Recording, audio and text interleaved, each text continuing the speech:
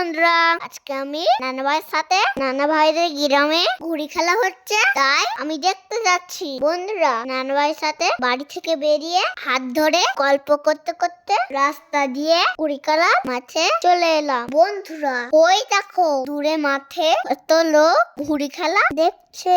আমিও ওইখানে গিয়ে ঘুড়ি খেলা দেখবো।